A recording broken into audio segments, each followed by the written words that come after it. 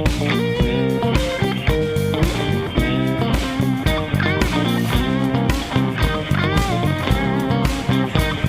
right, well, we're live now. I'm just going to copy this link, and I think that camera looks good. I can't tell.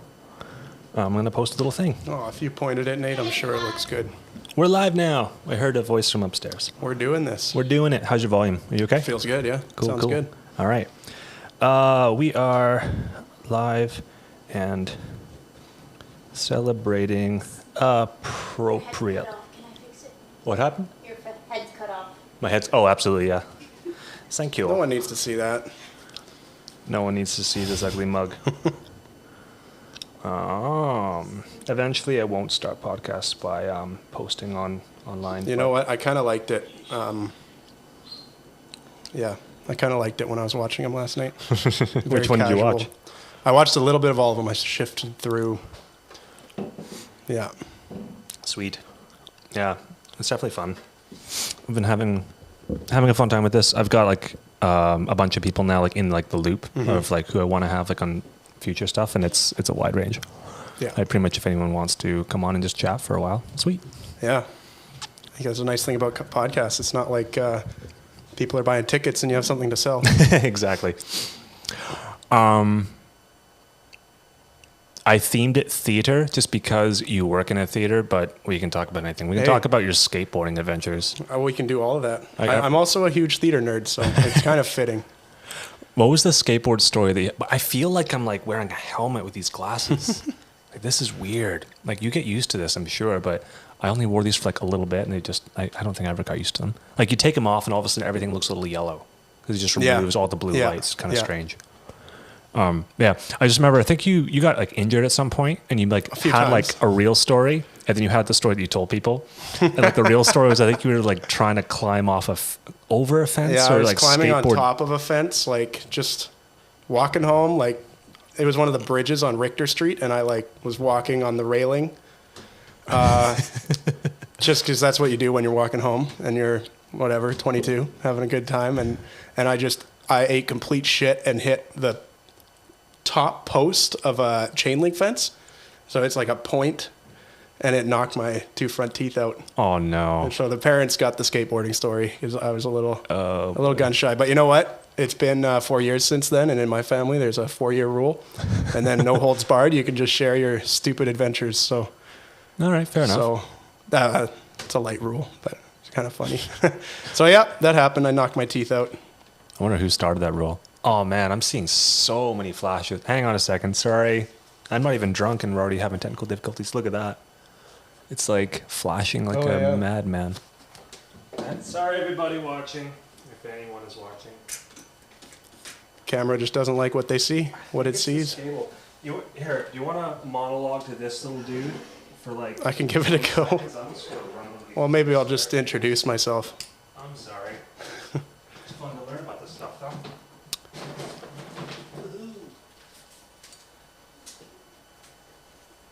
Yeah, well, for anyone who doesn't know out there, I'm Josh.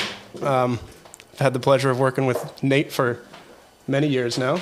Pleasure? You're back. Yeah. Bro, you're back. Yeah, that's a good story. We should dive into that one. Yeah, definitely want to. I work downtown here in Kelowna at the Rotary Center for the Arts, and that's a small part of what I do as a technical director there. And it's fun. We're going to let Nate troubleshoot.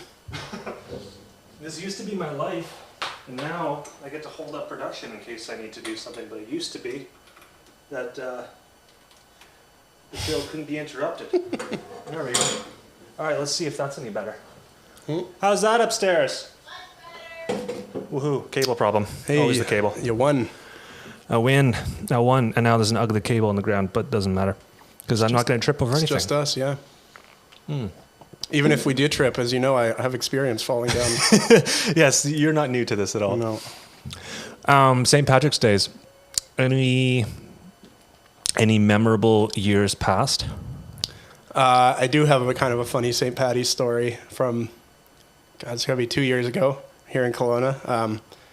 A friend of mine introduced me to a friend of his from work, and we were trying to be inclusive to a new guy in town. And We went out to the beach. We went biking, you know. Well, 2 of us were on skateboards. He couldn't skateboard, so I told him to take my bike so he didn't hurt himself, right? And Very accommodating.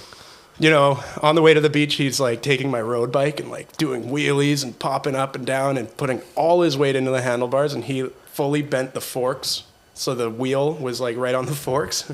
Oh, wow. This is a story of how I gained an enemy a little bit. Uh-oh. So we're like, you know, it's all good, whatever. Don't worry about it, but also like, fuck you.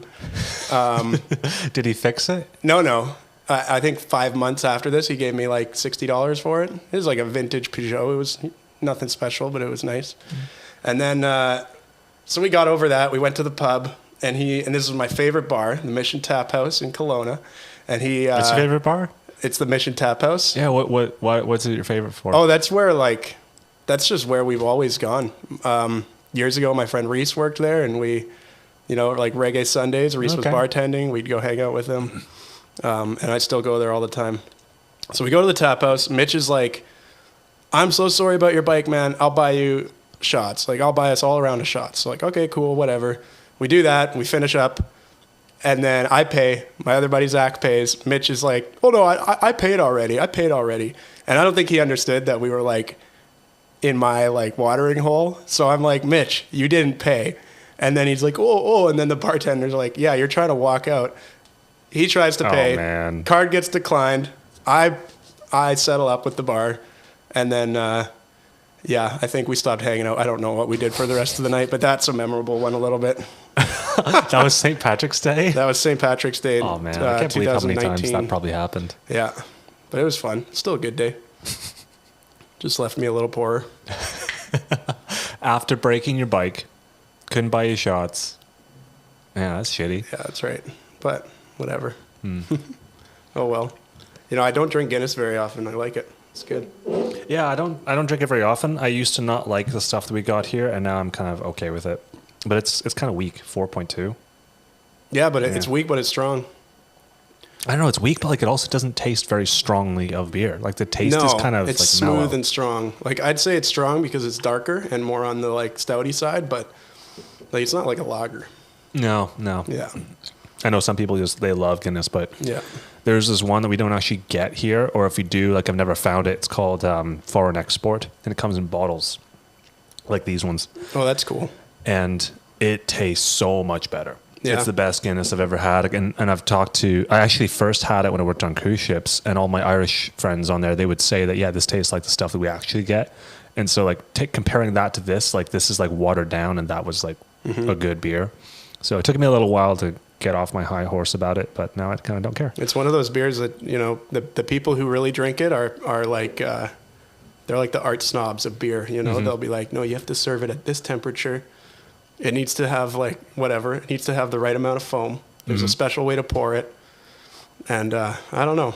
It doesn't work for me. Are you snob about anything? I'm a craft beer guy. Like I don't buy Old Milwaukee anymore or anything like that. You know? Yeah, Milwaukee. But I wouldn't say I'm too snobby. I'm pretty easygoing. I think. Maybe about... Well, do you like go to like the craft beer places, or do you like buy it in cans, or either are you one of or, those people that has to have or. it in a bottle? No, Like, I never buy about bottles. this. No, always cans. But I'm like religious about it. I buy the same beers. What's your flavor? I actually. Oh, here we go. I love Red Truck? Red Truck Lager. Yeah. I finished off my last Red Truck this afternoon. Yeah. Yeah. Oh, it's so Shit, good. I'm sorry. I had like the mixer pack with like the three, the IPA, the lager, and the ale, I think. I was never a huge lager guy, but the Red Truck Lager just hits the spot. I was never an IPA guy, and then the Red Truck IPA changed me. It's really good. And then if I'm at the pub, at the tap house, they have the Tramp Stamp Pale Ale from Bad Tattoo. Oh man, And Bad Tattoo. I get down with that. Have you ever had their pizzas? Oh, yeah. They're so actually, good. my favorite is the bruschetta there. The bruschetta is like, it's unreal. Yeah. I haven't tried that yet. Yeah, you got to try it. Bruschetta. Okay, remind me what bruschetta is. That's like one of those words. It's kind of that like pico de everyone knows, but I gallo, don't. but it's you serve it on like little biscuit kind of things, and yeah, it's like the it's like a tomato little- and oil and garlic and yeah. I always make a mess with that. I don't know how. Oh, it's messy, yeah. Like, it just goes everywhere. But at Most of Bad it ends Tattoo, up they on the serve it floor. on like pitas and just like lather it in the pico de gallo or whatever you want to call it. It's not pico de gallo, but it's similar. It's just like a spread like that. Ooh, what's pico de gallo? That's like onion and tomato. It's like taco topping. It's like, Okay. yeah. Yeah. Or you'd get it in like, it's like the, if you get nachos, one of the dips will be almost like okay. salsa, and that's usually like pico de gallo. Okay, yeah, I got you now. Yeah. Yeah, I never look at the labels on those things like, oh, this looks like dip for nachos. We've been doing, I think, like 3 months of consistent Taco Tuesdays in my house. So we've had a few variations. I'm really amused by how many people take Taco Tuesday seriously. I mean, I don't even, it's not like I'm crazy about tacos, but it's, it's a good way to structure your life. Just, okay, Tuesdays we eat tacos. Coronas. Like, some right? people use the weekend, but Taco Tuesday works too. Yeah. Yeah. Remember hearing this this comedian sketch with Trevor Noah talking about when he first tried tacos, and his most impressionable part of that whole thing was how much everyone or the person he was talking to was like, "You've never had tacos," and just kept on saying that over and over again, like he was going to change his answer. Yeah. I don't know. Are you big into tacos? Like, obviously you have them like every week, but like, do you like love them? Love them? I like them. But no, I wouldn't say that it's like a comfort food or anything like that. It's just cheese and meat and toppings. Where can you go wrong? To me, it's the mess. But And I the suppose mess. I'm still kind of, I'm still like of the mindset of like, I don't want to eat this over my console. Yeah, oh yeah. Because like yeah. that was what I always used to think about is like, how can I Yeah. eat this so that it makes the least amount of mess? Because I'm going to be here for like 5 more hours. But I've been doing like a soft shell, beans, a hard shell, and then fill the hard shell. And then you get the crunch, oh, that's a less good idea. mess. There's still a freaking taco salad after you eat, but Yeah, the hard shells just go everywhere. I know, I it's just a bit of a preemptively just disaster. crush them yeah. and eat them with a fork. Yeah. Like, there's no way I'm going to handhold this. It's going to be everywhere. Yeah. There was one week where I made a taco casserole or a taco lasagna. And I think better to have normal lasagna. Mm. Yeah. Theater. What's going on in there now? What are you doing since we were there? So that would have been around Christmas.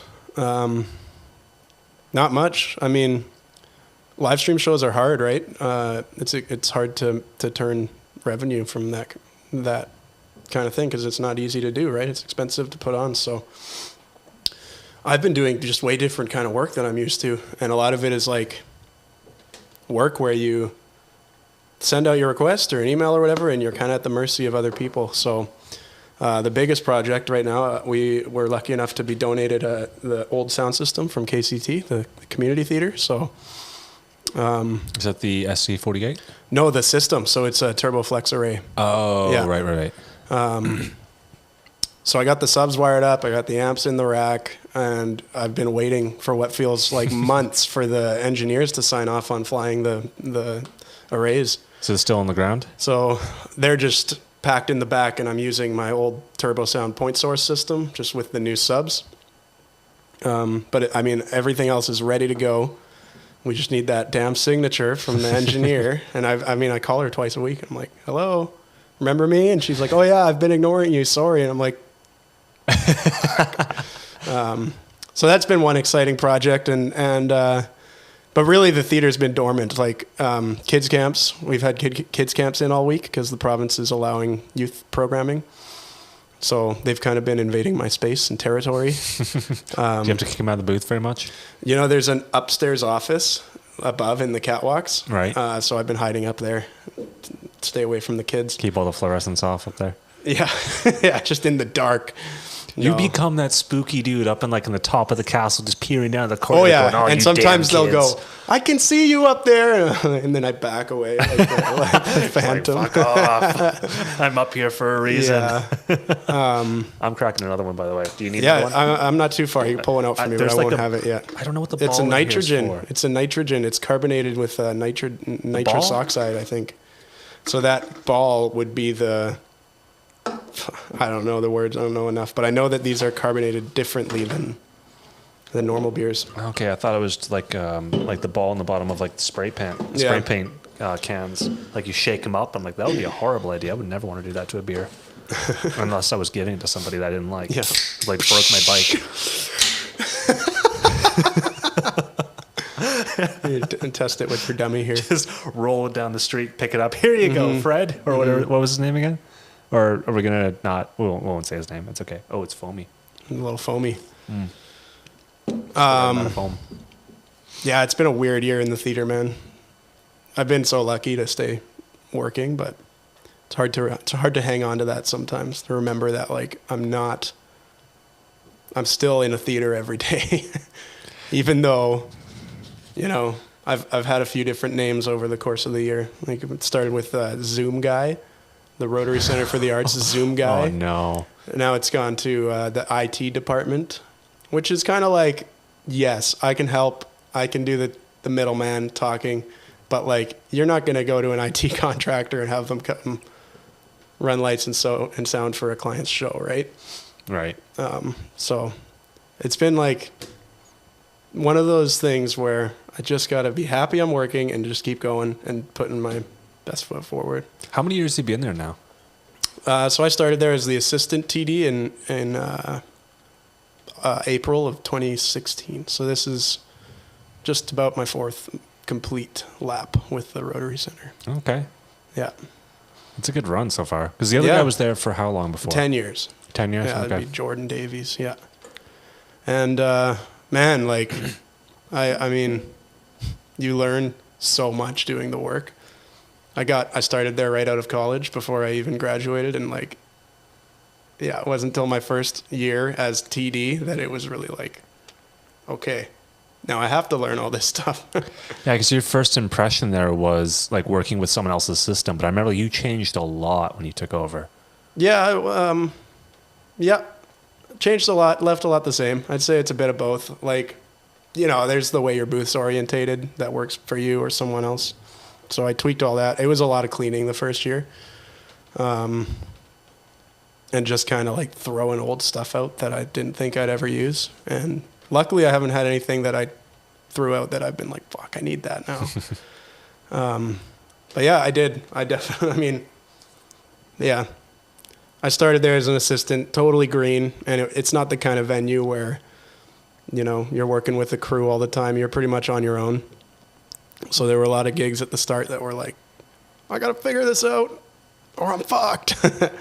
And then over time you kind of go, you know what, I got this room. And then it's just the odd shows come in that are more complicated than the other, or learning how to try to make other people's wildest dreams come to life with whatever resources you have. You got your gremlin, Damon. Mm-hmm. Is he there a lot these days?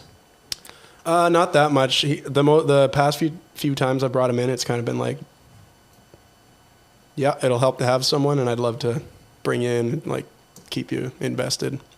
And he's just like a total rock star. Yeah, he. It's hard to find people you can trust to leave to fill the shoes of what needs to happen in there. So. The last time he was in, so a few weeks ago, we had a couple events. We did the Sustainable Development Challenge, which is a high school competition where students will make, it's kind of like Dragon's Den, but for charitable business opportunities that are in line with the UN's Sustainable Development Goals. And nothing to do with Elon Musk's No, nothing like that. Reward for whoever comes up with whatever sustainable. No, it's the kind of thing where, like, last year, I think a group that won, they had like getting female hygiene products to underdeveloped countries. Mm-hmm. So it's that kind of stuff. So I brought Damon in for that, and then we had a dance rehearsal too, and I got Damon to help. I mean, the landscape is so different this year in the theater because not only are we doing the tech and the lights, the sound, the video, the what have you, we're like kind of babysitting people now. Stay 6 feet away. Be careful. Here are the rules. We're gonna do an orientate. Like, it's it's one of those things. Everyone's doing it for the first time, so we are just trying our best, but it makes for a lot more work. How's everyone doing with all these new regulations? Do they kind of buck against them, or like, yeah, okay, or are they pretty like on board with it? Like they're concerned really as well? depends on the group. Like I've had some groups in, and I don't like.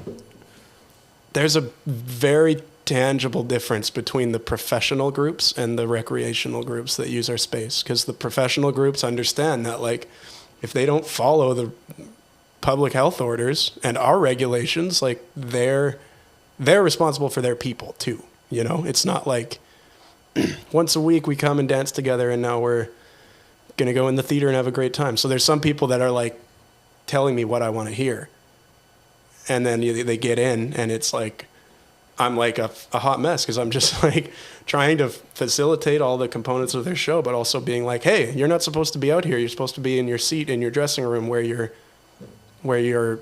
standby zone is. And these are the pros, or these like the more recreational? Those are ones? recreational, and the pros will be like, or the recreational guys will be like, oh, we need to make a COVID safety plan. Okay, do you have something we can work off of? And then they'll like just check the boxes, right? Mm-hmm. The pros will be like, here's our plan, and I look at it and I'm like, hot damn, that's a solid plan. And then it's like, okay, let's do it.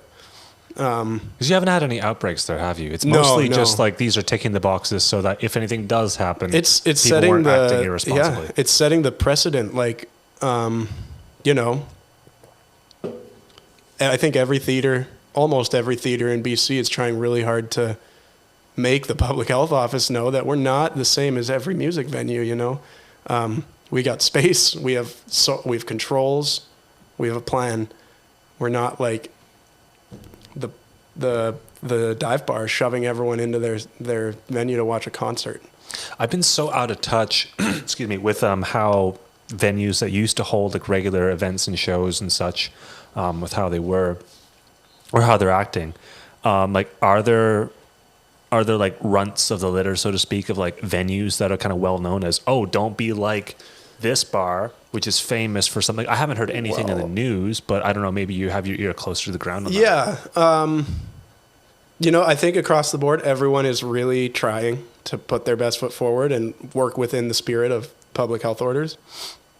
And at the weekly meeting I go to with it's held by Don Parman with ActSafe, and it's like back of house people around the province who just get together and talk about what kind of updates there are and what the rules are and what we're doing. And everyone there is like there to set a precedent, and be the safe, like not be a safe place to enjoy performances. Right. There are some bars or some theaters that have found loopholes, and like that we always talk about it on Wednesday mornings. Like, we don't want to find loopholes. You don't want to find You loopholes. don't want to find loopholes in the orders, because then you're just ignoring the spirit of the health orders, right? Like, does that make sense? It does, but okay, then what's the ratio of people who are really on board with the spirit of it, despite logic? Like, because some of the orders don't make sense. No. Like, if you look at it as a rational person, some of the orders don't make sense. Yeah. I get that. Yeah.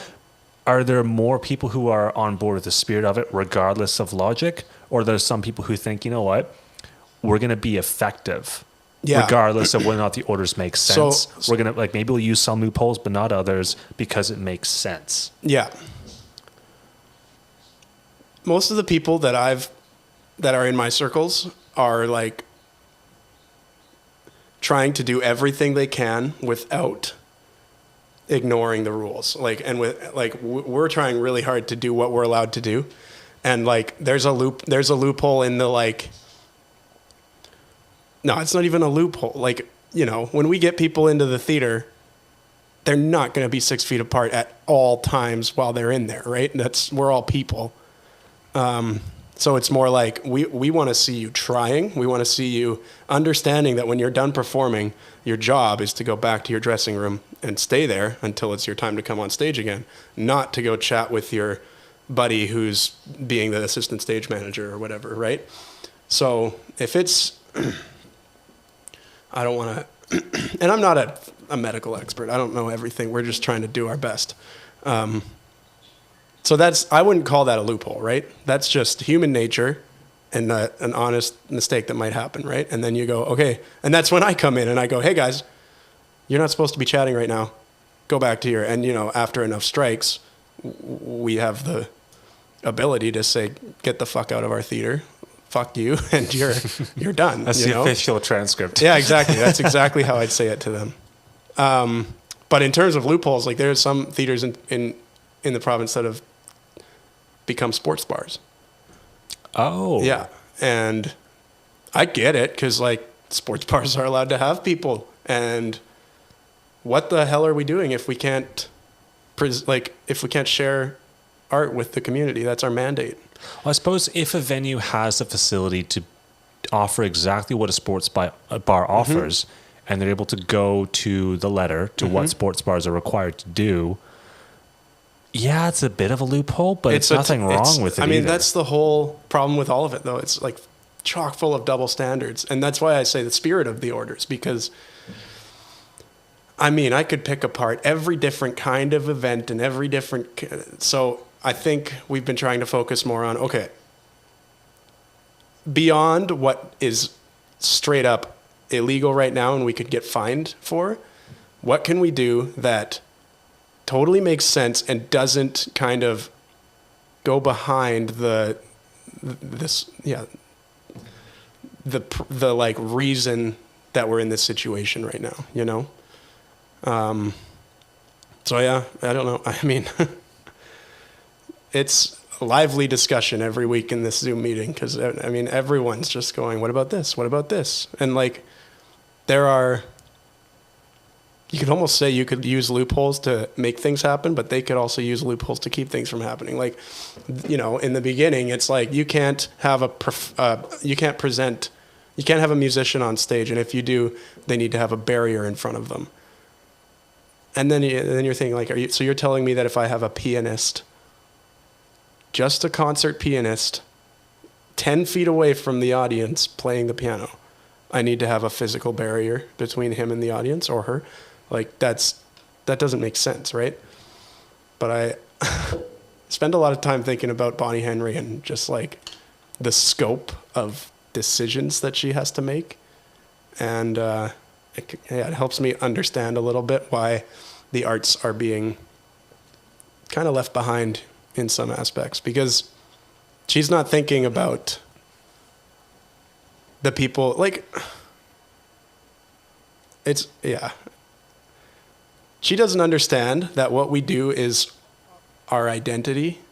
It's not like everyone who's gone out of work because of this has lost all their income and just collected CERB. Like, this is, especially in theater, I mean, all art, but performing arts has basically been destroyed. And like, a lot of my peers have used that analogy that it's our identity that we're not exercising right now. It's not like our paychecks we're missing, because no one gets into this to be a millionaire. Like, you get it. It's like, like people who have sold millions of records are still in debt to the record label that lent them that money in a bad record deal. Like, they're world famous and they're broke. Yeah. No one becomes a musician, become famous unless you sell your soul to the devil.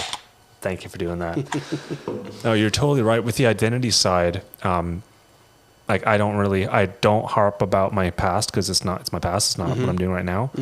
But I relate. I relate to the idea of like theater being who you are. Yeah. And that's hard. Yeah. That's really hard to let that slide for a year. Yeah. Because people thought, okay, 2 weeks. Like we're now at the 1 year anniversary of 2-week quarantine. I remember last year thinking, holy shit, Ireland canceled St. Patrick's Day.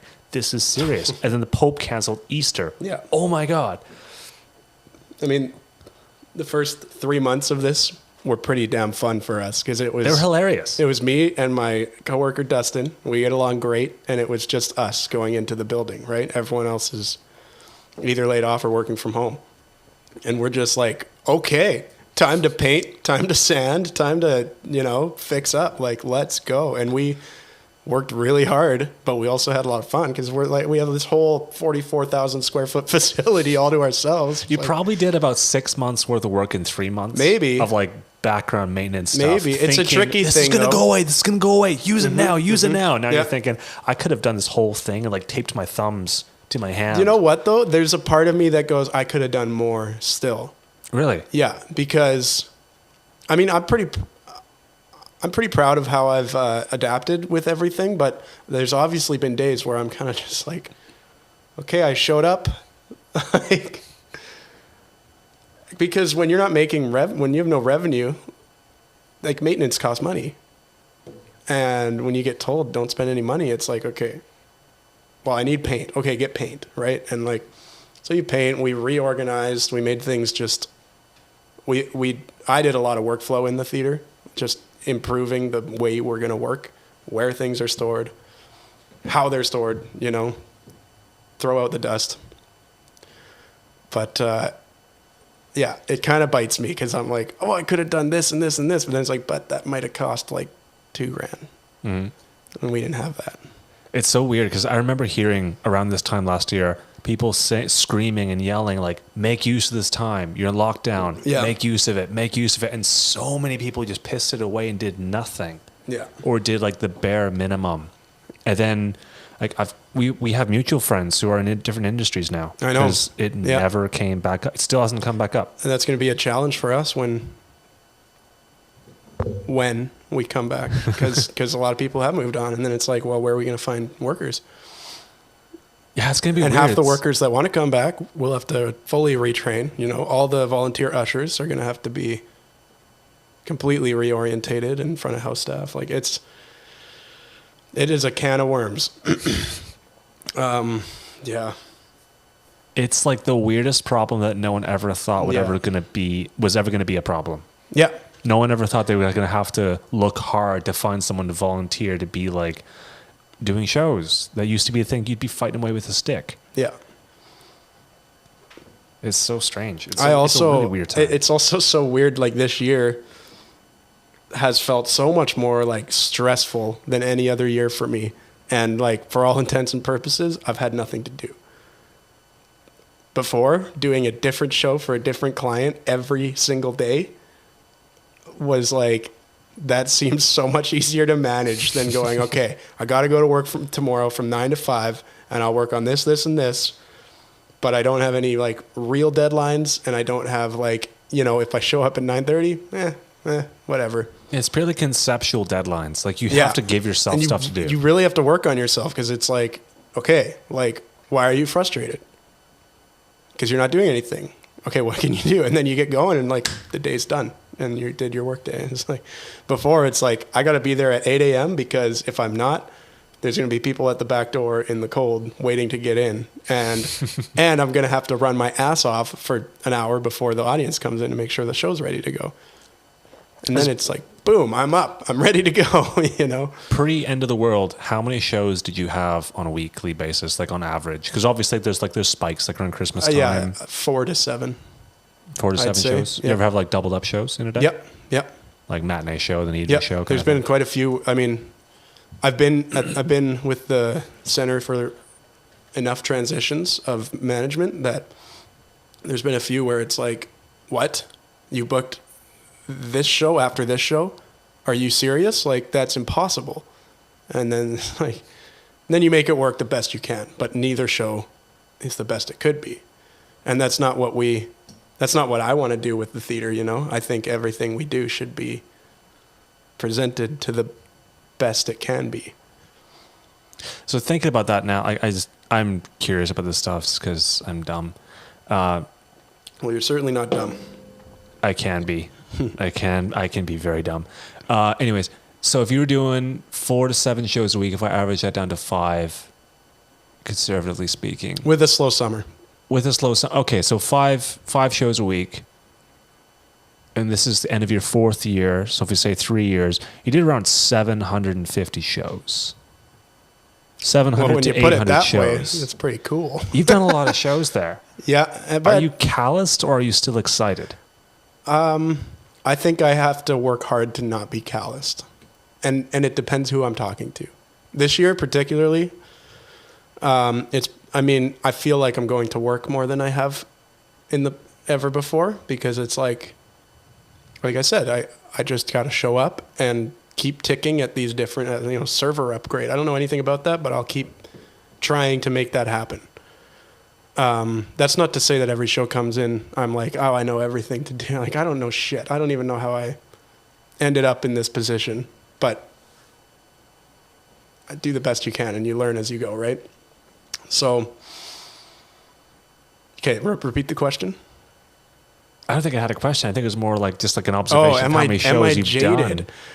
No, I mean, honestly, before coming to talk to you tonight, I was like, fuck, I mean, I might sound like such a prick.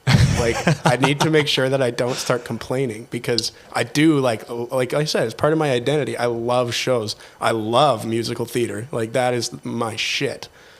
I like rock shows, and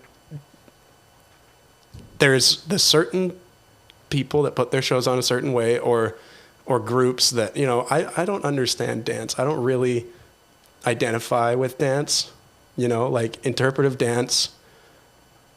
I enjoy interpretation. I enjoy the tech work for it. I like pointing the lights. I like watching the lights while they go. But when people are leaving a show going, oh my gosh, that made me feel like this, and I couldn't believe how they told the story through movement, I'm kind of like, what story? Like, and that's okay. You just try to help the people doing it and believe and remember that there are a lot of people who are going to totally fuck with this, you know? But then the odd show comes around. Like, man, theater is such an incredible community of people. And though pretty divided in Kelowna, I would say. Divided how so?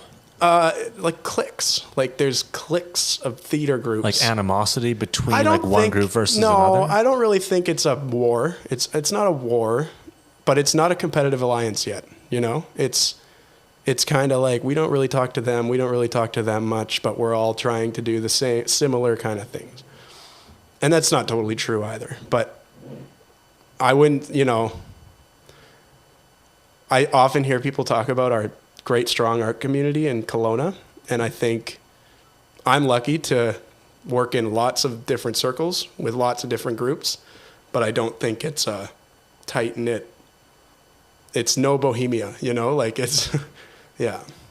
It's so strange, like on the tech side of it, every single page I've ever been a part of on Facebook specifically, because that's pretty much the only place I ever went to, like tech pages, they were at best 15-20% like asking about a technical problem, the rest of it bitching.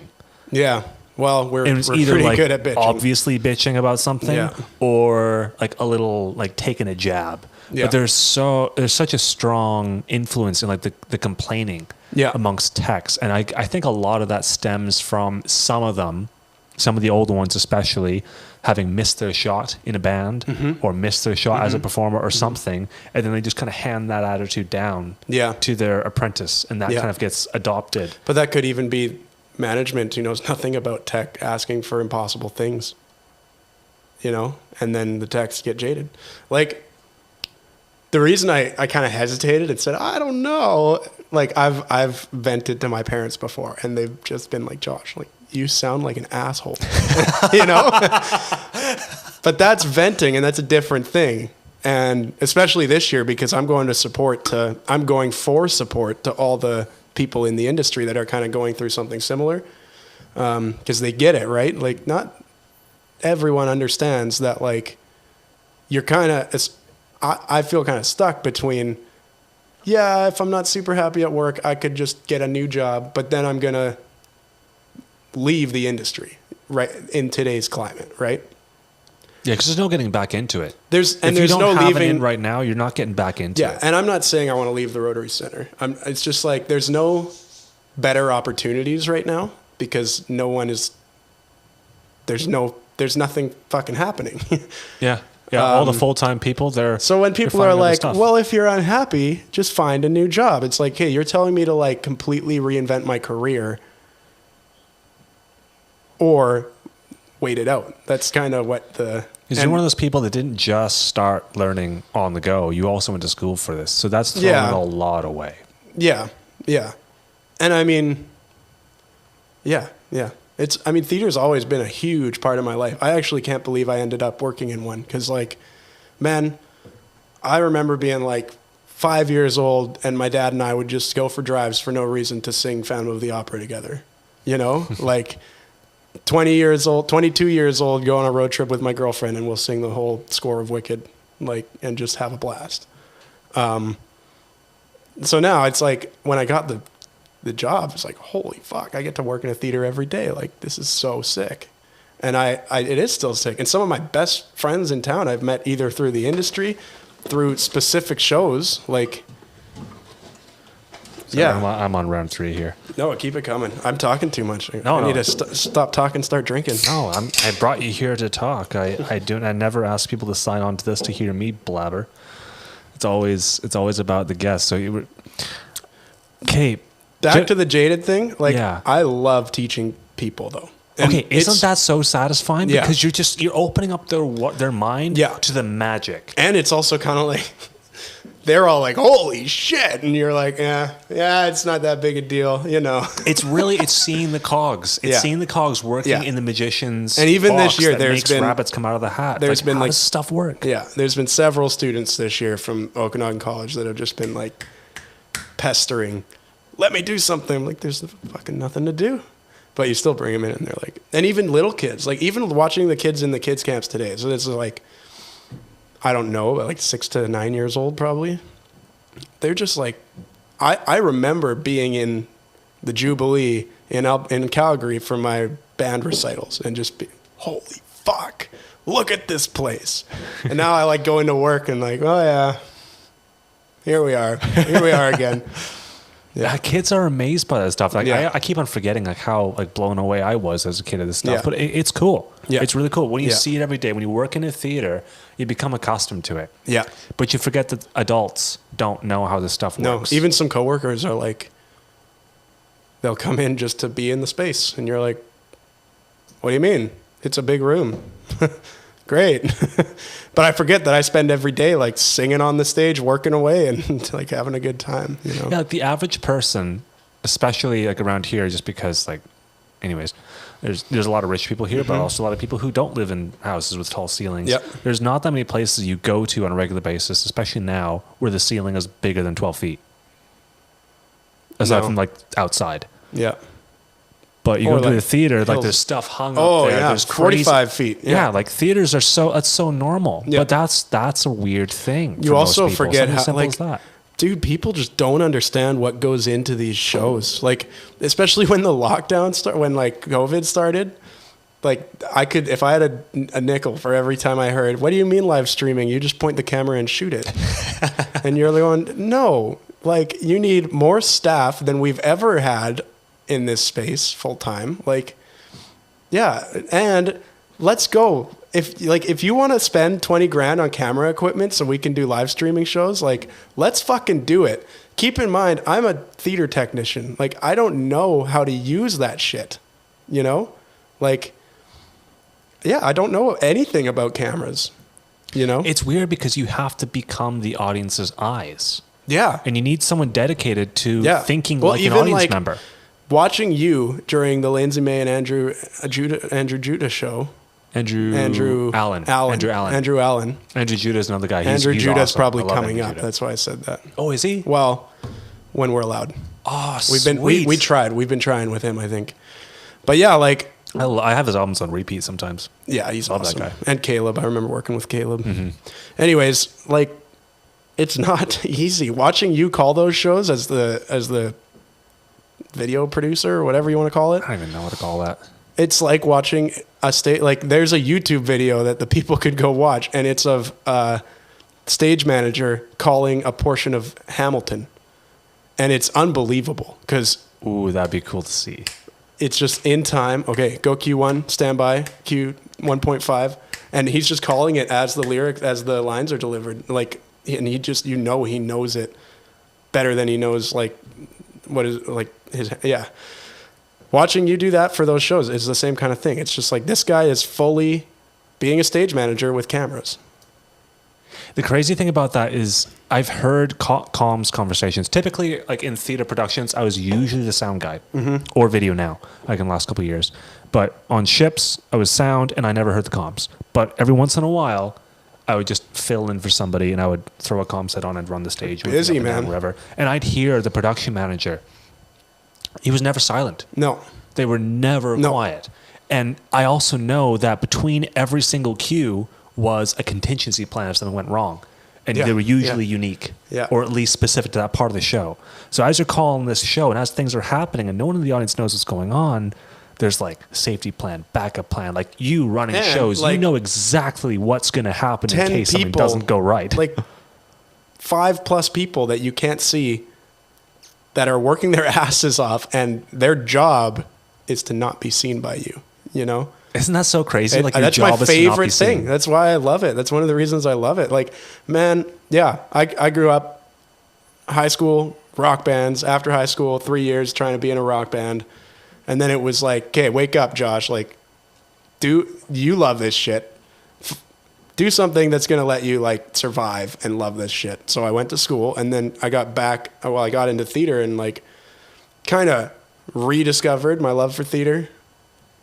And then it's like, man, I am like so much more in control of every bit of every show now than I ever would have been as a performer, you know? And nobody even knows that I'm there. I don't know. I kind of love it. I kind of love that part of it, because you're just like a guardian angel sitting in the back.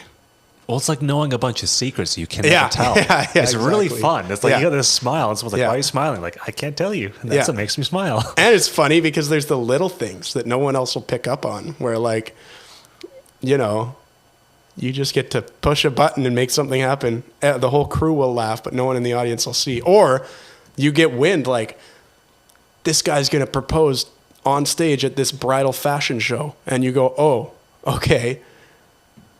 Give me 5 minutes. And then you'll like cut out the lights, follow spot, takes his knee, and like make a special moment for people, right? That's what it all is. It's delivering something like unique and immersive and like thought-provoking, you know? It's fun too, because like those moments, those special moments, you have to be given a heads up about. Because if they want it to go well, they have to tell you. But you're like one of like probably 3 people that know. Yeah.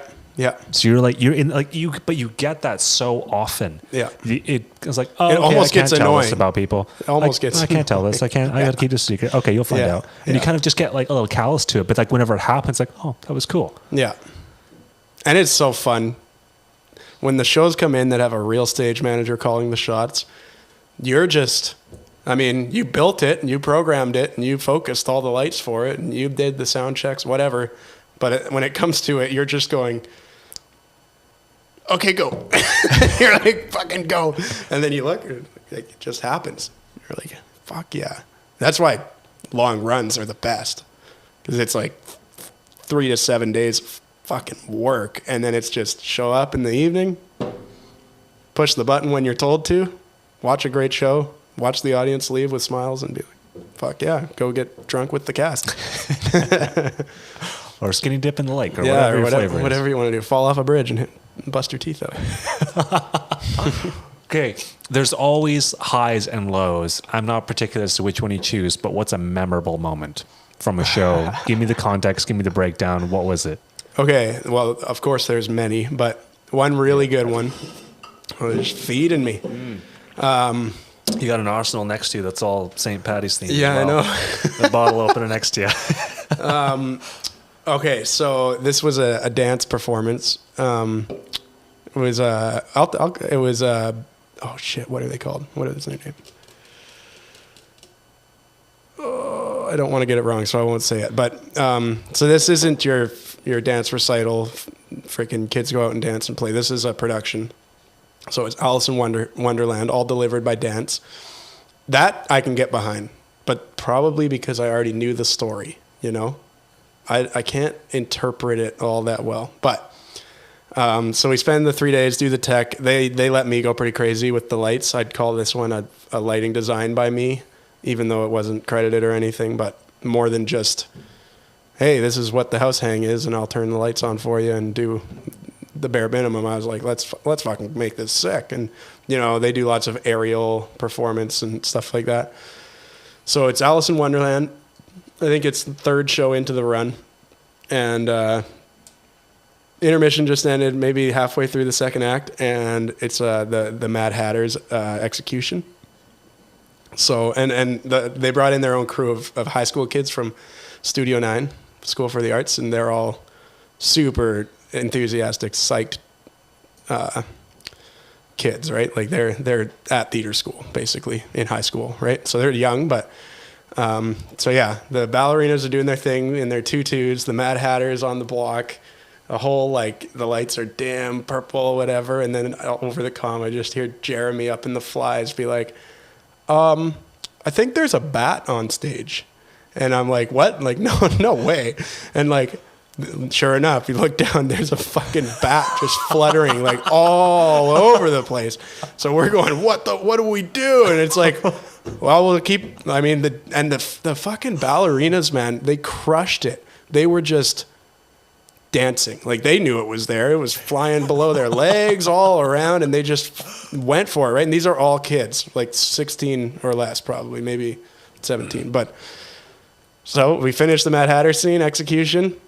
Bat kind of flutters wherever it goes, and then, you know, two more scenes or whatever, the show finished, and me and these 4 high school kids that were on the crew got to go trap a bat after and let it out the back door.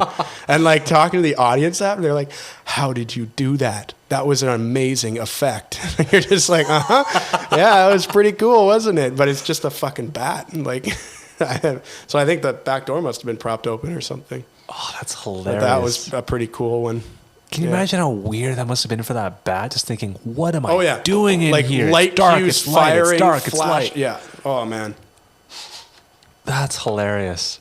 Animals are not meant to be Yeah. on stage. It's weird Yeah. enough for humans who know what they're expecting. They still get stage fright, but put an animal You know, in there, that, they like, have no idea what's going on. In any show, surprises are a bad thing. That's one of the rare examples of a good surprise, because it all worked. No one got fucking rabies or COVID. Oh, man. Yeah. But like, sometimes the surprises are so terrible. Like, one time we had a magician, or like a circus performer, and he like does his sound check and practice. I wasn't here for this. Damon was working this one, but so he's juggling, whatever. We're like, sweet. We get the show, we get the audience loaded in, 50 minutes, start the show.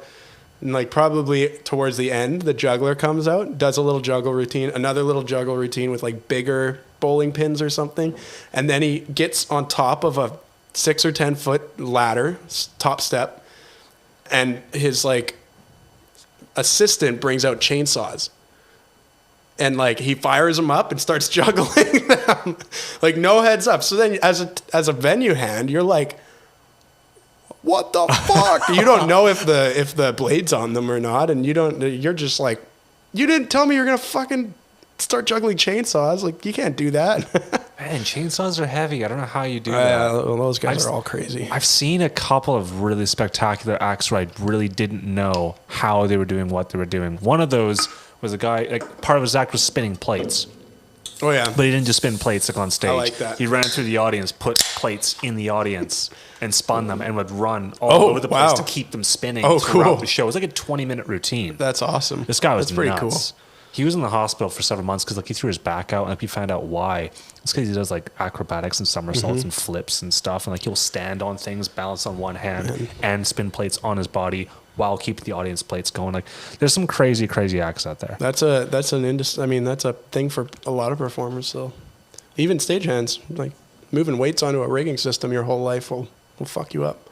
Oh man, stagehands, Yeah. they're the unsung acrobats behind the scenes. I mean, dude, like, we met working for NHP. Like, those guys work fucking hard.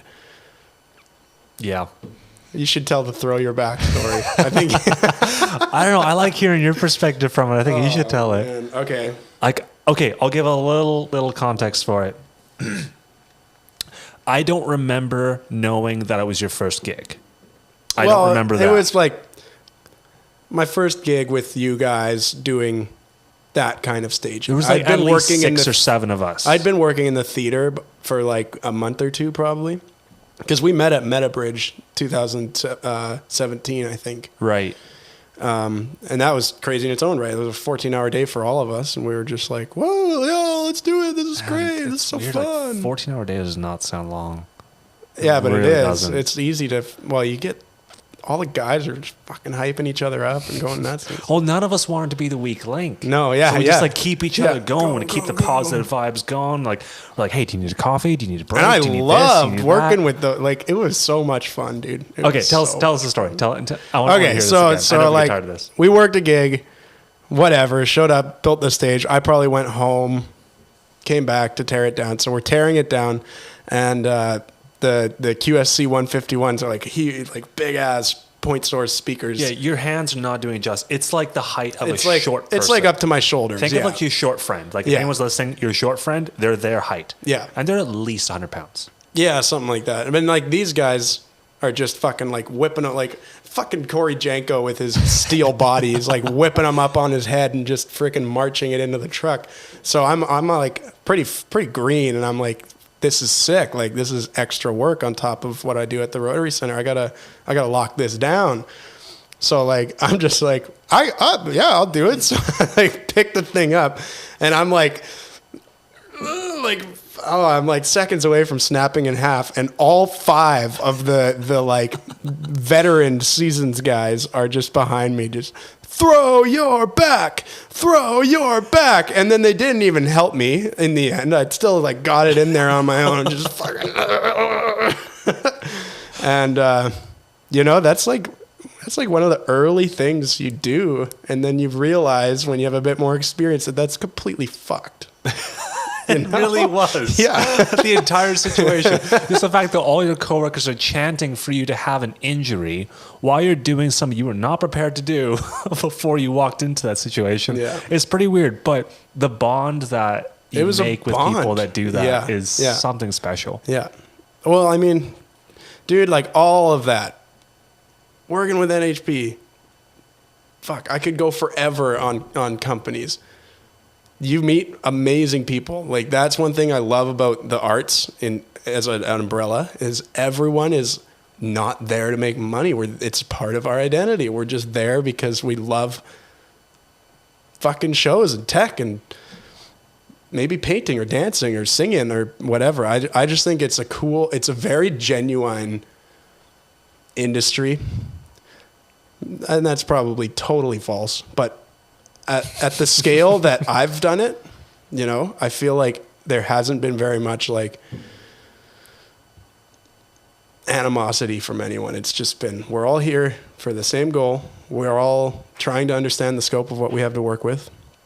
And we're all like real people, I think that a lot of new people get into it because they think it's what they want to do. Mm-hmm. And a lot of the veterans that should have retired are still there because they're still trying to prove a point or too lazy to start something new, or they're there because, I don't know, they've been there for too long. Yeah. But it's like both the ends, like the new people and the old people, they either haven't figured it out or they've been there too long. But the people in the middle, like you said, like it is part of their identity. Mm-hmm. There's a reason that they're there. They need to be there. And I don't think that, the good or the bad is actually that far off from any other industry. Like, I talked to my brother who's an engineer, and it's like, he likes his job, then he doesn't like his job, then he loves it and he hates it. We all do that. Or like, one thing I don't like about my role is like, there are so many amazing TDs out there, and it's so hard for me not to compare myself to them. 'Cause like, fuck, man. Everyone's better than you if you put yourself on a scale, right? Well, because you're going to naturally compare yourself to people that you want to be like. Yeah. You're not going to compare, like, especially you specifically, you're not going to compare yourself to someone who is worse at what they're doing than you, mm-hmm. and they do something very similar to what you do. Because mm-hmm. there's no point in that. That's mm-hmm. just punching down, mm-hmm. and you're not that kind of guy. Mm-hmm. But all that, amazing people, I love meeting them, and it's great, but it also makes me go, what? Like, how am I where I'm at, and how do I have a stable job in a theater? I don't deserve this. But then it's like, well, you've been doing it for a long time with no like real hiccups, and then you realize fucking everyone is faking it, like everyone is just like doing the best they can with the knowledge and resources they have. An early on skill that you're taught when doing any kind of live production, theater, concerts, whatever it is you learn to fake it.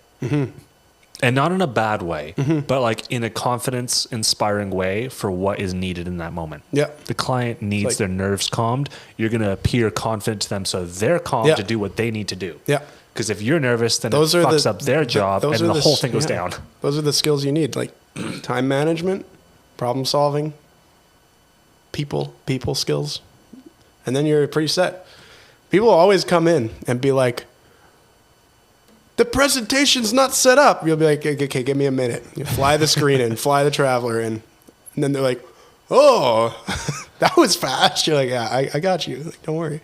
Okay, real quick, I'm curious. Is there ever, like, doesn't have to be a big moment, but like a moment that you impressed yourself with what you were able to do? Go ahead and gloat a minute here. I know you've had one. I know you had one where you're like, I don't know how I did that, but I did it. The first thing that comes to mind is like, it always feels great as a stagehand switching the guitar amp out mid solo pretty flawlessly. And I did that once with an HP and was like, okay, you know what? Like a whole amp. Yeah. Like the Vox, I think it just didn't work or something. So like, not everyone will just get on the stage and do it, you know? But, that feels good. There's one. So, while I was in college, the audio engineering program did an annual concert. And I forget what the band was called, but the band was playing, the keyboardist, right? And this is right after the opening act. So we're students running the show, right? Trying to figure out the patch and holy shit, what's going on? So he starts playing the keys and nothing's coming. And like the guys at front of house are like, oh, what do I do? The monitors, And I was on standby still, I think, because you do a rotation, right, for the class. And I was like, no one's fucking doing anything. So I just like ran down like in front of the whole crowd to center stage in the audience, right at the foot of the stage. And I think I brought a cable with me because I was like, well, I don't know, it's got to be the cable. So I switched the cable out and then picked up the DI. And there was a 40 decibel pad on the DI that was engaged. So I just pushed it, put it down, and ran away, and like it worked. And I was like the only one who like ran down and got in front of the crowd. But that's a scary thing to do.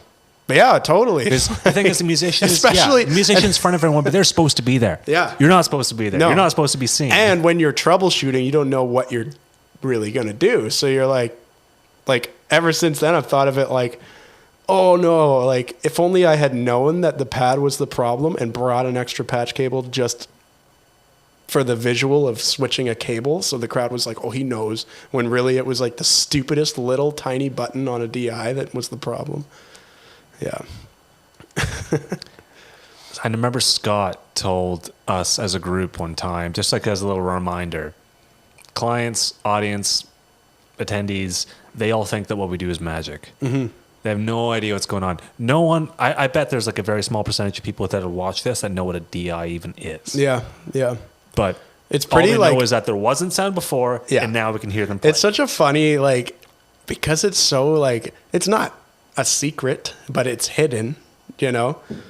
It's like going to war sometimes, especially on some of those early gigs. It's like you guys have been there from like 8 a.m. to like 11 p.m. And then like me and Owen show up and we're just like, boys! And then everyone's like, yeah! The excitement just, it rises. It's great. And like you just feed off the energy. But I think that is really like a thing about our industry is like everyone is so... I keep saying everyone, but like the people I've come across are so real and kind and like genuine that you can just feed off each other's energy, you know? There's so few people that actually get to becoming pro status that aren't great people. Yeah, well, I mean, fuck, pro, dude. Like I've had so many people call me a pro and it's like, I kind of still think I'm a dumbass, you know, like I think that's an odd interpretation of humble attitude. Yeah, Because you maybe. are a pro. Yeah, I mean, I've been doing But it you for know that for there's half a things you decade. don't know. Like you compare yourself to other people that have had more time than you, more Yeah. skills, Yep. more training, more resources, More patience. and you think that you're insignificant in comparison to Yeah. them, but you don't realize that you are a pro and you're Yeah. good at what you're doing, and you are killing it every which way that you turn. Wow, that's You really are. Thanks, Nate. I mean, I've never heard any direct complaints about you. If there's anything with the RCA, it's never your fault. You're dealing with what you can deal with, and most often people know Yeah, that. yeah. People know that there's limited resources, there's limited Yeah. this, there's limited that. Yeah. You weren't designed to be a live streaming venue. We just didn't have the infrastructure, like. Yeah, it was never thought about. Yeah. Like that wasn't the point Yeah. of it. There's seats. And we've ways to go before we're really state of the art in terms of equipment. Like, we're all analog there, baby, Oh, man, at least you know Which analog lighting. I honestly love it. And we basically are analog lighting. Not Pretty quite. close. Almost. Analog lighting is something special. Yeah, I've it's never not seen like a analog. fucking breaker panel or anything, but Yeah, it's you're all not, like, conventional. Dragging a little resistor No. across like a 120 Although that'd be volt kind dimmer. of cool too. Oh man, that'd be scary. I bet that's why a lot of lighting guys didn't survive some eras. Yeah.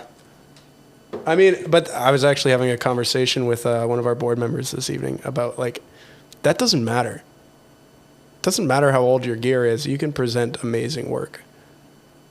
LED, all that. It's just simplifying. But if you have a good plan, a good design, something to work with, that's more than just career barista telling you for their one fundraising event a year that they want the stage to look more joyful,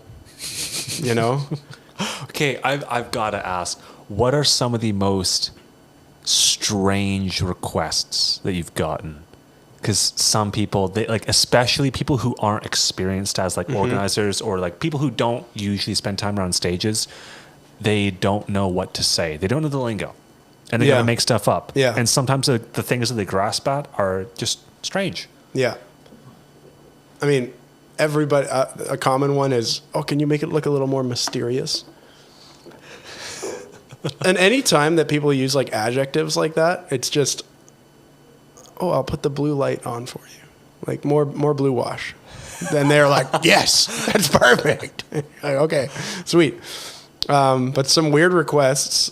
One, a group, I think last year with the Sustainability Development Challenge, wanted to bring a goat on stage. A goat. A goat, because they were going to buy goats for an underdeveloped community in Nigeria or They some couldn't shit, use whatever. a photo of a goat. Well, that was kind of one that I took to the Health and Safety Committee and was like, okay, guys, it's probably fine to have a goat. And they're like, yeah, I mean, why not, I guess. Okay, I don't want to be cleaning up the shit. Oh, okay, well, we'll get, I'll do that. Another weird one, and this we actually went through with for a show with a group. Wait, so did anything bad happen with the goat? Or it was all I think that seamless? got canceled because of COVID. I think that COVID stopped that Oh event. man, I wanted to hear the goat story. Yeah, so that didn't actually ever end up coming to fruition, but a really good one. Fuck, I wish I could put more plugs out for these companies, but I don't remember them. I don't remember their names. Oh, 750 shows. How can you remember 750 fucking names? But there was one, and it was a pretty interesting interpretive show, but one of the main features of it was the guy hung from his hair from the grid. So he, that's the kind of situation where you're kind of like, I have a point that I know will support you, but you're going to do all your own rigging and you're going to sign this and whatever, blah, blah, blah. I'm not responsible for you suspending your body from your, the roof. And that's a bit of a, who knows? If he really fell and died, who knows where that would go, I guess. one of those, it happened, it's okay. Sign this, and sign this, and then I think I'm good. I hope I'm good. But, yeah, so he, a whole pulley system, and then I guess he ties his hair a certain way, and, it was pretty cool, because he would, get up there, and he'd do, the Zen pose with his legs crossed, and it'd just be, a guy hanging from his hair, and then by the end, he's just, whipped himself into a circle, and he's just, hanging by his hair, and spinning and orbiting in like a circle. Yeah, it's Okay. pretty sweet. And the Wow. other performer is holding the rope that's suspending him from the pulley system and just going, ah! You know, like it was pretty funny. Yeah. Oh, And man. it was such a weird show. A lot of people left, really enjoyed it. There were parts of it that I was like, what the fuck is this? And then the hair hang was like, damn, he is literally hanging from his hair. That's cool. Yeah. That's different. I remember the first time that I heard that I was at a show where you were suspending a human. Oh, that was a Over a blemish crowd. of my career. I Oh, should not man. have done that. Yeah, that was interesting, but nothing went wrong. You even let me run down and take a bunch of photos of it. It was a hoop performer you know, over it was- top of a bunch of people. Yeah, that was one of those things where I knew that I was hanging them the right way, and I knew that I had like a safety in place. I didn't really put together that they were going to be above like a nightclub of people on the stage, and They were close together. there were two of them. There was a hoop and what's it called? A hammock or whatever, like a. Like Just silks? big drapes, yeah, like silks, I guess. But yeah, and so I knew like what I set up for that would support them. I didn't understand, you know, as much about like liability, I guess. And, you know, the organizers of that event showed up and were like, oh, this is what we're doing. There was no, that's a great example of a horrible surprise. You know, like I didn't know that was coming. And then you have a company of performers who are ready to hang their hardware. And if I'd have gotten that like a week earlier, I would have been like, fuck no, we don't do that. You know, like, no. That's so funny that it's the reverse, but that's, I suppose, what you do when you're early on in your career is You're young early enough. on, you would have been like, no, this is not happening. But like on the day, you're like, well, if you're confident that Yeah. this is okay. And like even now, if that happened after like however many years of like really digging into event safety and stuff, I'd be like, no, like you didn't read our policies. Like you didn't give me a heads up on this. Like you're here. Sorry that you came all the way from Vancouver to perform at this event, but we're not doing this. You know, I'd have no problem saying that today. And back then it was like, oh, okay, like I'll do what I can. And the funniest thing about that was like the organizers of that event were, they knew that I was like, what the fuck? This is crazy. Okay. And like I did it. And then I made like a real strong point that like nobody can fucking, like nobody but the performers can be on this because I used our fly system. I shouldn't even be talking about this. This is a blemish, but it's okay. There's nothing specific here. 4-year rule, right? The what? That's like a 5-minute rule. It's okay. The food's on the ground. No, it happened 4 years ago. Or sorry, So 5-minute, 4-year 5-second rule. I said 5-minute rule. Wow. I was going to scoop my chili onto the floor, wait for 4 minutes, 59 seconds, and scoop it in my mouth real quick. Oh, it's the 4-year rule. I can talk about it now. But yeah, so Was that 4 years ago? yeah, I think it was just about, it would have been 2017. Yeah. Oh, wow. So Hey, can you pass me that bottle opener? yeah, I'm going to crack into this. I left the theater, for like 5 minutes, right? And I came back, and they had an attendant on the hang, and it was starting to like track down. And the organizers knew that I was like gonna be fucking pissed about this. And I show up, and they're like, no, like I know that you don't want us to do this, but this individual said they'd donate $1,000 to us if we let them hang from the hoop. And I was just like, and like, man, It's not even like you're getting the $1,000. I think- no, someone else's. yeah, for their event, I thank my You lucky win stars, nothing from man. this happen. And it was the difference between like 100-pound circus aerial performer and like a 300-pound drag queen. Like it Yeah, like was like someone who knows how to fall, Yeah. versus someone who's going to fall spectacularly and like it's violently. it's a counterweight system. So it's like you configure it for the weight that's going to be hanging from it.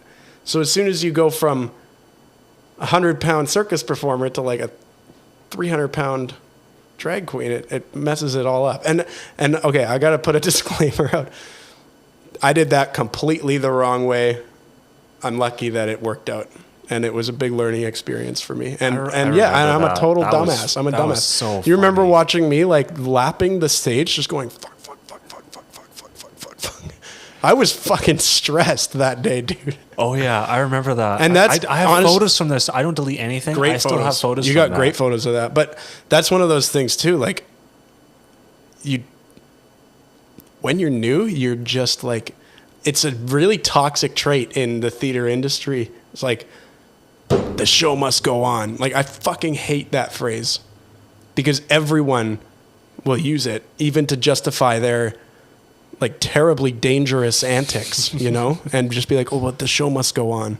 And I don't like that at all. Like, it's a horrible phrase, and it's probably hurt more people than it's helped. And like, I've developed over the I've learned over the last few years that like it should not be hard, it should not be stressful, and it should not make you feel like wasted. You know, like putting on shows shouldn't be hard. And if it's really hard, then you're doing it wrong. You know? Like,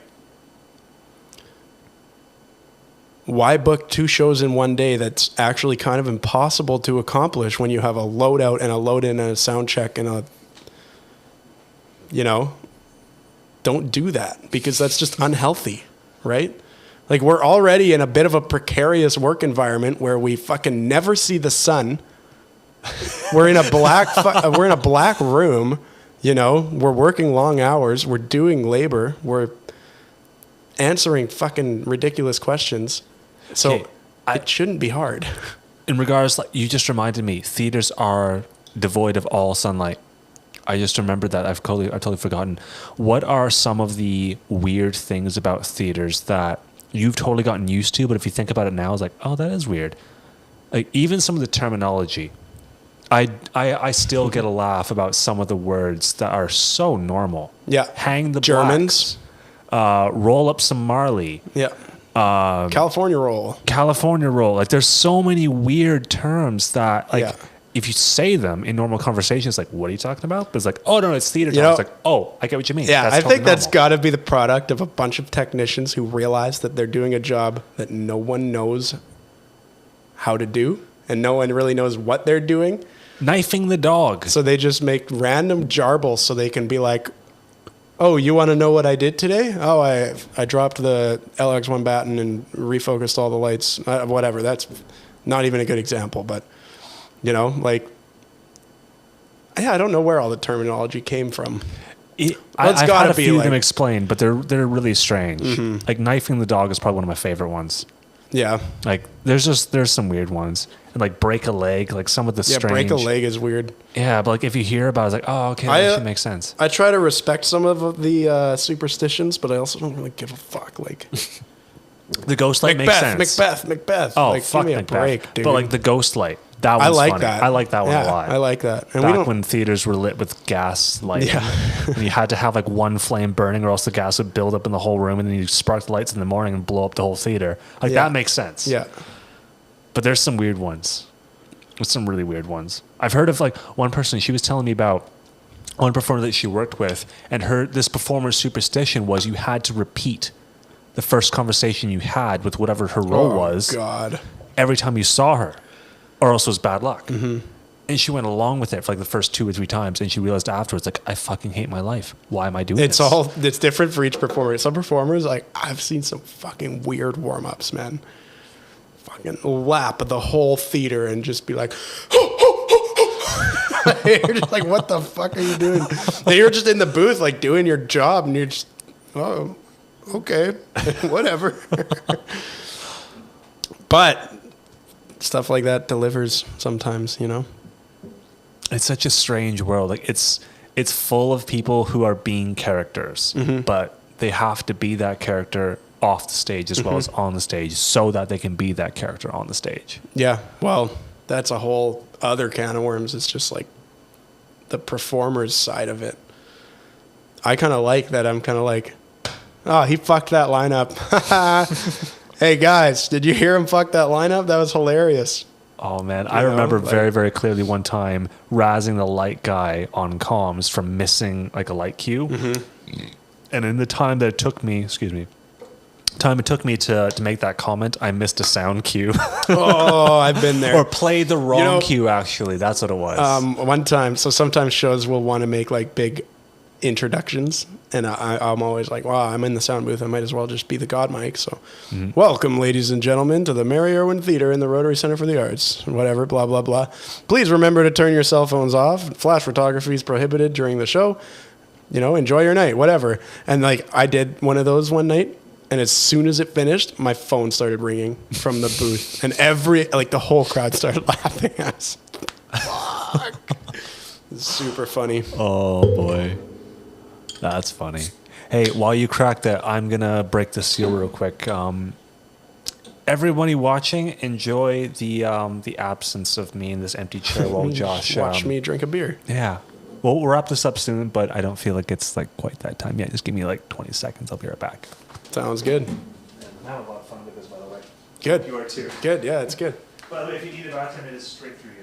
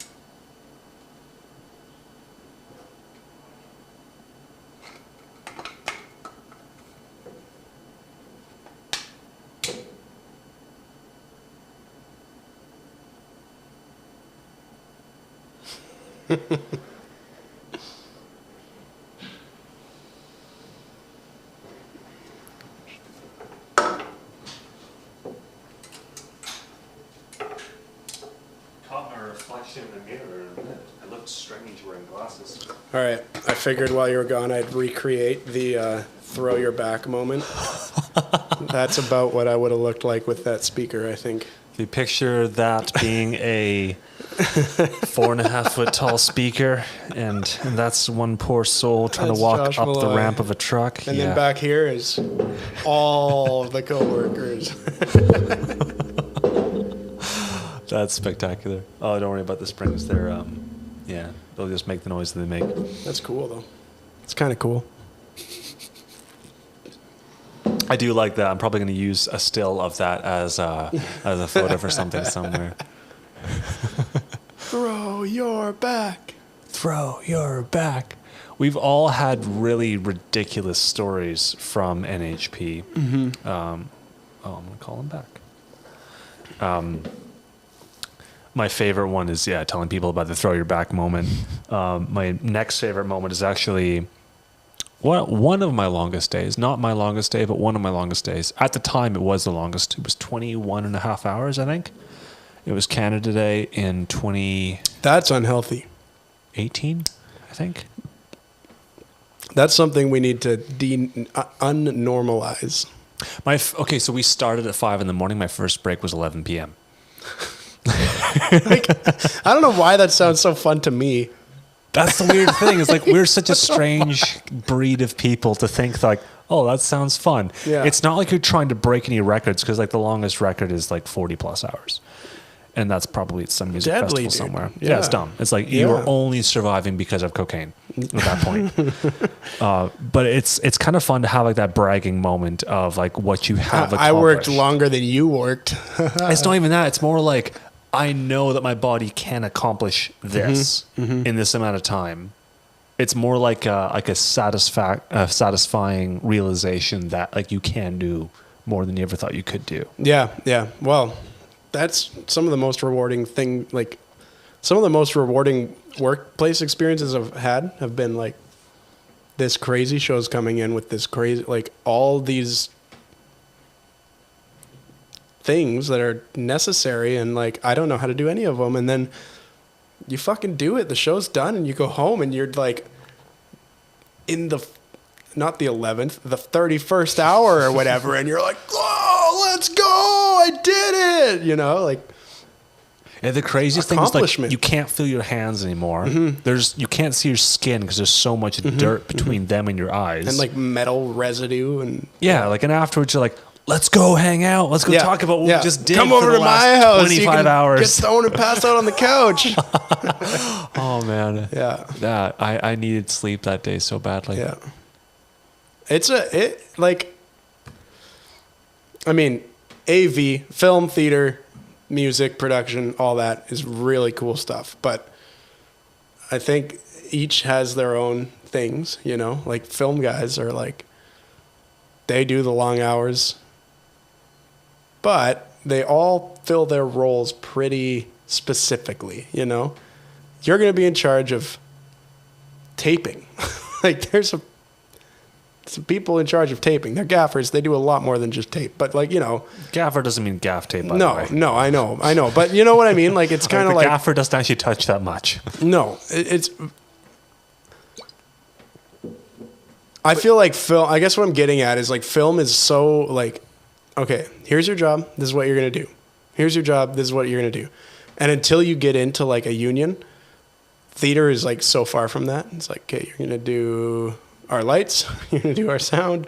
You're going to do our videos. You're going to maybe stage manage if we don't have one. You're going to, you know, maybe design a little bit. Yeah, I don't know. It's different when stuff is live versus like being recorded to then be edited down to like the most pristine version of it. 'Cause yeah, like for theater, live productions, if something happens, it happened. And that's it. Yeah. There's way different stakes. And because of that, there's different expectations everyone has walking into it. But, excuse me, I just remember having very, wow. I'm Let it out, man. full of... Put it in the mic. Oh boy.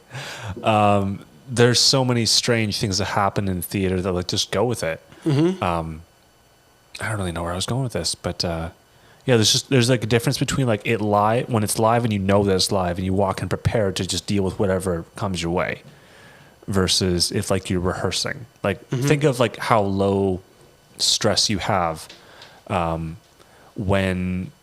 Oh, do we have a dead camera? Oh, I'll just put him back over here. My bad. Way, if anyone doesn't, am I? You're not live. I'm live over here.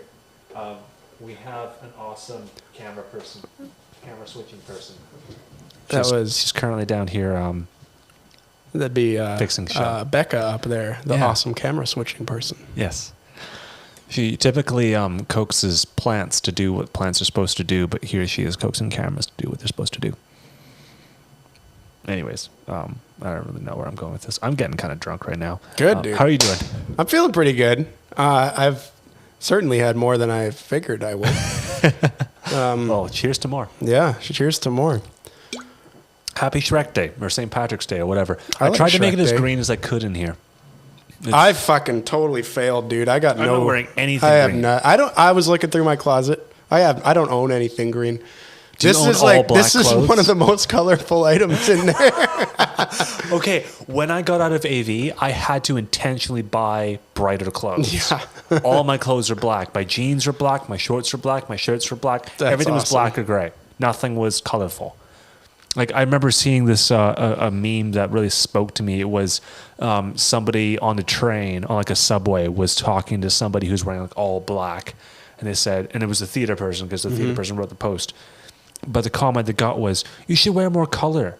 You should you should wear more expressive things to enjoy life." And this person immediately thought, "Bitch, you have no idea what I've seen."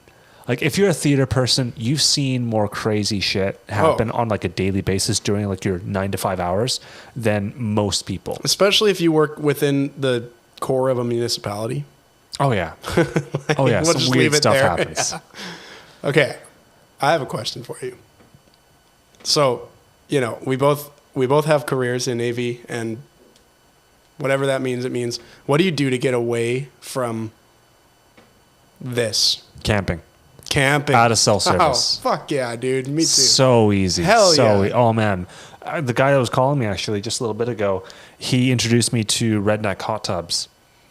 I don't know if you ever heard of that. Oh, in the back of a pickup truck? No. Like a wrapped around like a big, usually like a big pipe or like a barrel, but he got like this copper pipe, and he would bend it and wrap it around to be like this big coil, and you put that into an open fire. Run tubes into it with like a little, like a plumber strap thing. Oh, we got. Oh, okay.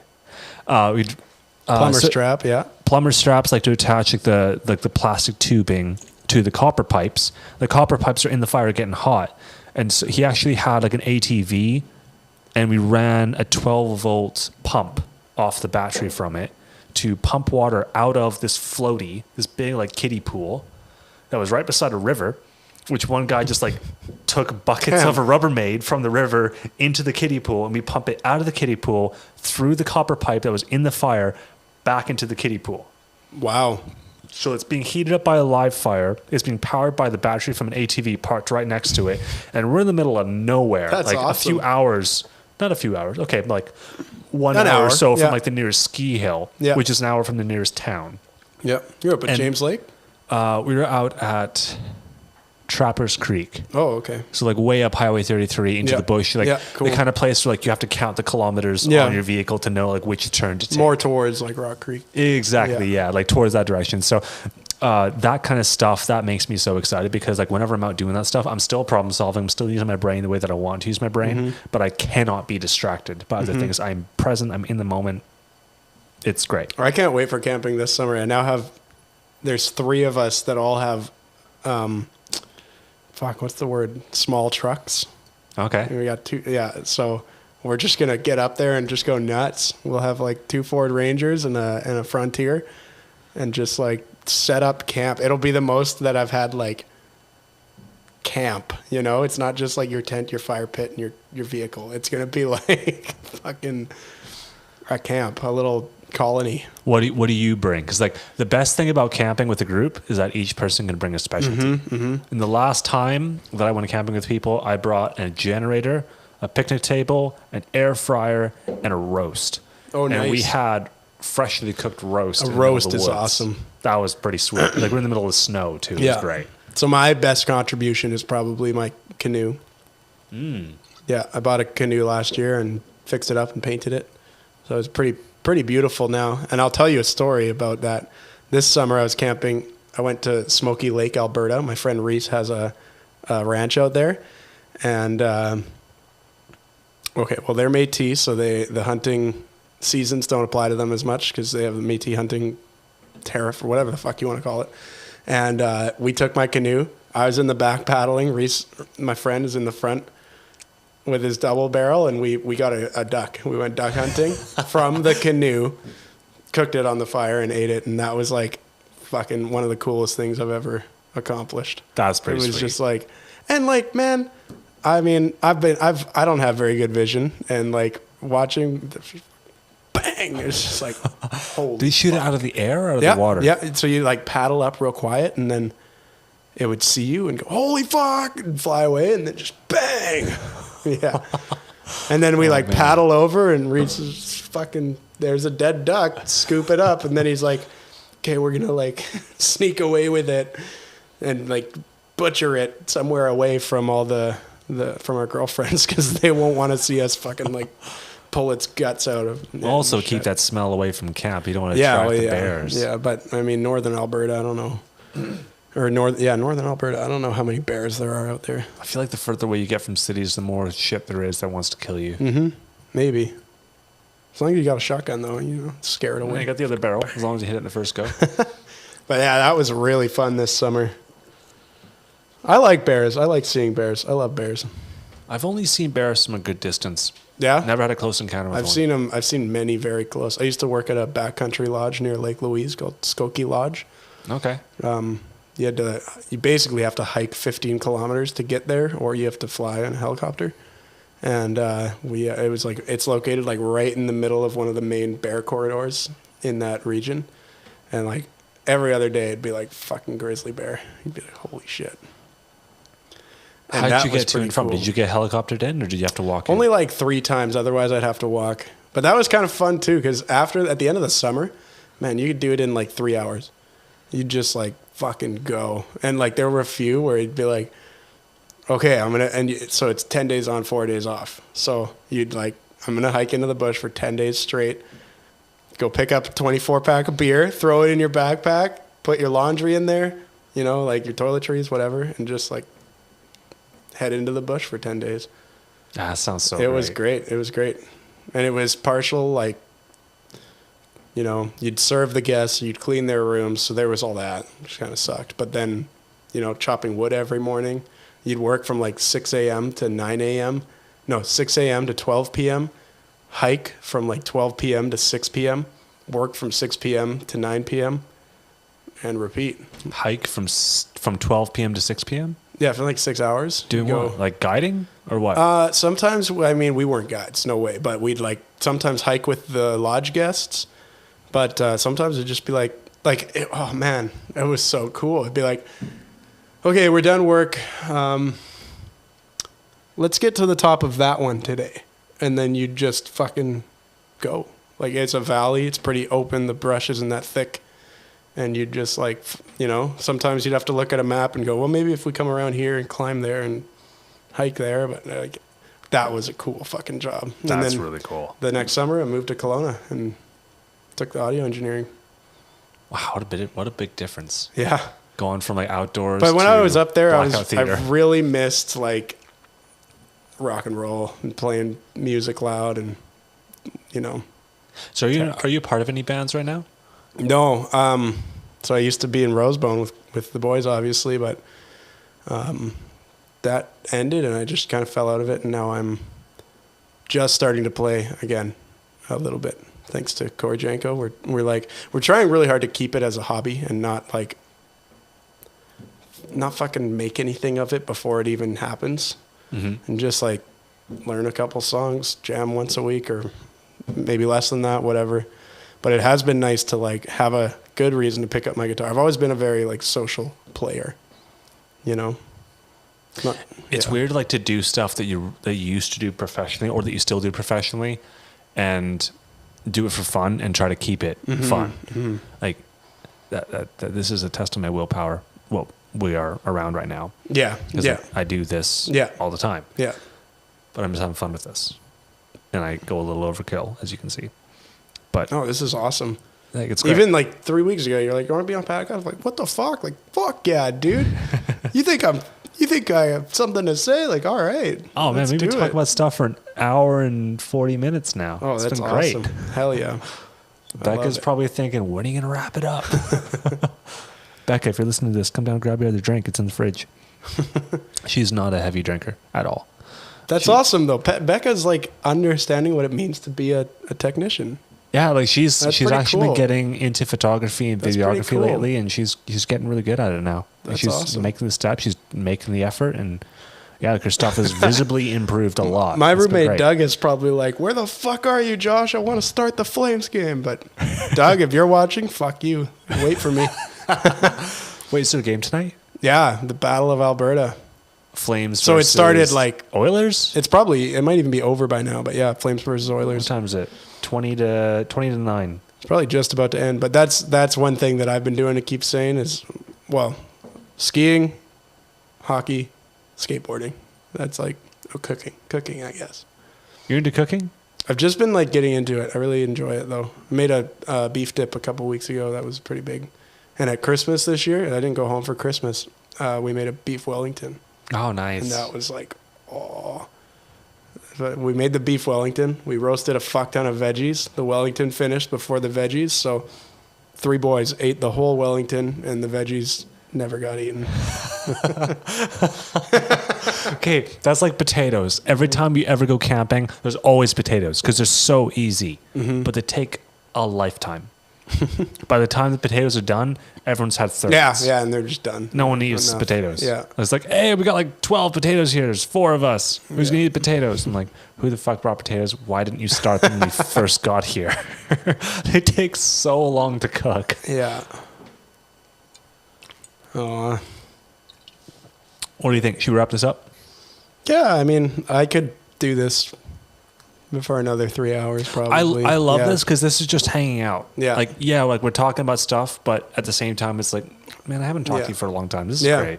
Well, it's like we were talking about before. It's like the drives in Cubo to the site. Like I remember some of my early days being like, damn, this guy Nathan is smart. Like I gotta keep picking his brain because we'd just fucking talk and like, but like honestly, as like a pretty green tech getting into things, it was like super valuable to be like, dude, what about this? And then you'd be like, oh, fucking whatever, you know, like the network that you develop becomes friends, but also pushes you, like lifts you up, you know? You have probably been that for a lot of people that you may not realize. I hope so, man. I hope so. Especially with the amount of kids that have been through that theater. Yeah. I bet they've learned something from you that they're going to pick up and keep for the rest of their life. I hope so. That'd be great. That's one pretty hard thing to it's not that tangible, but like, yeah, I would love that. If I can do for people what people like you and Nico and Scott and Corey and fucking, like, I could go forever, you know? Yeah. Yeah. It's fun passing on knowledge. It really is. Yeah. It's one of those things Yeah. like this knowledge is, yes, it was hard won, but it means nothing to you unless you do like, something with it. It's also like sharing, it's like forwarding emotion. It's like the whole notion of like paying it forward, but it's not like you pass me that? It's not like you did a super like kind gesture or anything. It's just like, okay, I have this like amazing feeling of excitement right now, and I'm gonna share that with you, and then you're gonna be excited for a while. And like, I think that's really awesome. Even if I don't give a fuck about theater in 4 years, maybe I just worked with someone who's gonna carry that space and like deliver for the community for the next 4 years. I remember feeling so abrasive to anything theater. I wanted to do only concerts. Yeah. I did not want to touch theater. It sounded way too... Come on. I fucking love reading a script. It sounded too Man. polished. It sounded too rehearsed. Like, I wanted the madness. And what I found out later on, obviously, was theater's madness too. Yeah. Oh, yeah. It's just a different organized flavor of chaos. madness. Yeah. It's like this. Yeah. Yeah. By the way, tomorrow, Nico and I are doing a podcast. Fuck yeah, dude. Yeah. That's... I'm I'm glad that Nico didn't go before me. We'll say that. Well, we're not going to talk about this stuff. Oh, Yeah. probably not anyways. Maybe a little bit. But we're going to talk about his coaching stuff and what he's doing now Man, these days. I mean, Nico wasn't a life coach when I met him, but I could probably say he coached me in many ways. Oh, he was Yeah. work dad. Yeah. That was his name, was work dad. Like, Yeah. I think he actually had that on his Leatherman, was like work dad. That's awesome. Everyone had... Okay, do you know how long it took me to figure out how long Nate Dogg was like a rapper? It took me years. I don't figure that even out. know if I knew that. They called me Nate Dogg for like 2 years, Dude. and then later on, like I figured out, like, oh, I got pretty stoked when Dustin commented today, being like, I love Bad Boy Mulloy. Like, I didn't choose that one. was that given Scott to or me. Danny? I bet it was Danny. Danny? That might have been Scott. I don't know. It's an NHP name. And All my friends have always called me Maloish, but I like Bad Boy Maloish? Malloy. Yeah, Maloish. Bad Boy Mulloy. It's kind of become my drunker and alter ego, Maloish. Maloish. I won't tell you mine because it's already in another podcast. But yeah. Okay, it was Tugboat. Nice. Becco and Skyla, they went and found like a photo of it, like a tugboat, and put it up on the screen for a little while. I was like, oh man, I thought I left that behind. Nope, it's still here. That's awesome.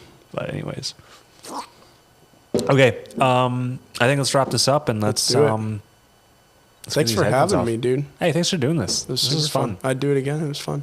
Sweet. This is super chill. All right, Becca, if you're listening, if that video still works, you want to roll it, and we're just gonna take the headphones off and walk away. Bye, everybody. Hell yeah. Skateboard off.